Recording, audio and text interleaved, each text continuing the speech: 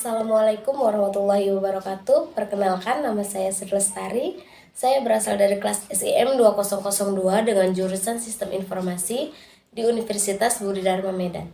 Saya akan memenuhi tugas UAS dari Bapak Abdul Sani Sembiring MKOM dengan mata kuliah Sistem Operasi. Adapun materi pembahasan yang akan saya bawakan ialah Virtual Memory. Menurut Fotheringham, pada 1961, pada Sistem Komputer Atlas di Universitas Manchester, Inggris, Haryanto Bambang 2001, memori hanya dapat menyimpan sebagian dari program yang diletakkan di memori fisik. Hal ini memberikan keuntungan yaitu berkurangnya proses input atau output yang dibutuhkan, lalu lintas input dan output menjadi rendah. Misalnya untuk program butuh membaca dari disk dan memasukkan dalam memori setiap kali diakses.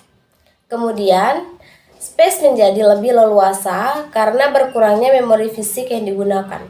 Contohnya, untuk program 10 MB tidak seluruh bagian dimasukkan ke dalam memori fisik. Pesan-pesan error hanya dimasukkan jika terjadi error. Meningkatnya respon karena menurunnya beban input atau output dan memori.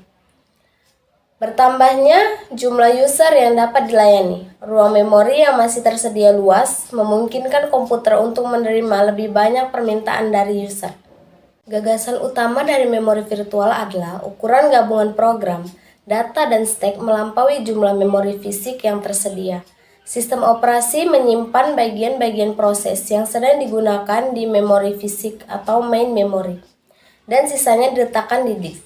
Begitu bagian yang berada di disk diperlukan, maka bagian di memori yang tidak diperlukan akan dikeluarkan dari memori fisik atau swap out dan diganti swap in oleh bagian disk yang diperlukan itu. Virtual memory diimplementasikan dalam sistem multiprogramming. Misalnya 10 program dengan ukuran 2 MB dapat berjalan di memori berkapasitas 4 MB. Tiap program dialokasikan 256 KB dan bagian-bagian proses swap in masuk ke dalam memori fisik begitu diperlukan dan akan dikeluarkan atau swap out jika sedang tidak diperlukan. Dengan demikian, sistem multiprogramming menjadi lebih efisien. Selanjutnya, demand paging.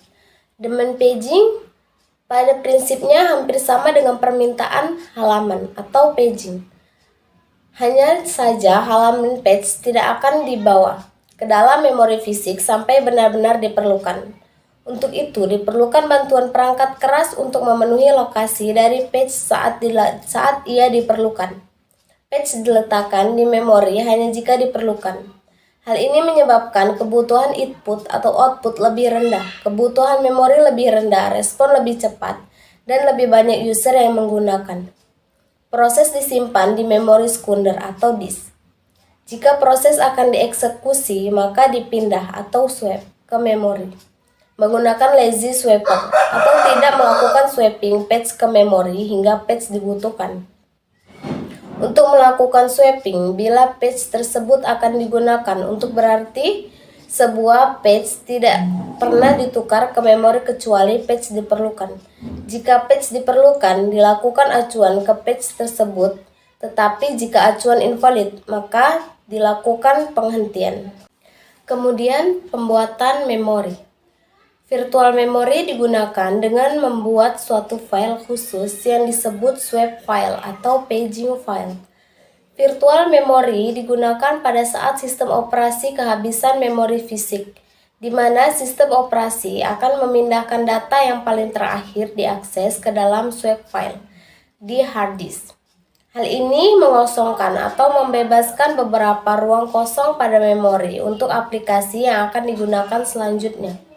Sistem operasi akan melakukan hal ini secara terus-menerus ketika data baru diisi pada RAM. Kemudian, pada saat data yang tersimpan di swap file diperlukan, data tersebut ditukar atau swap dengan data yang paling terakhir dipakai dalam memori atau RAM. Hal ini mengakibatkan swap file bersifat seperti RAM, walaupun program tidak dapat secara langsung dijalankan dari swap file. Satu hal yang perlu dicatat bahwa karena sistem operasi tidak dapat secara langsung menjalankan program dari swap file, Beberapa program memungkinkan tidak akan berjalan walau dengan swap file yang besar jika kita hanya memiliki RAM yang kecil. Mencegah alokasi yang berlebihan dari memori dengan memodifikasi layanan rutin patch file melalui patch menggunakan modify bit atau untuk mengurangi overhead transfer. Patch hanya memodifikasi patch yang ditulis di disk. Lalu, patch replacement. Patch replacement melengkapi pemisahan antara memori logik dan memori fisik. Virtual memory yang besar dapat memenuhi kebutuhan memori fisik yang kecil. Basic patch replacement. Yang pertama, tentukan lokasi yang diminta patch pada disk. Lalu, tentukan frame bebas. Jika tersedia frame bebas, maka digunakan.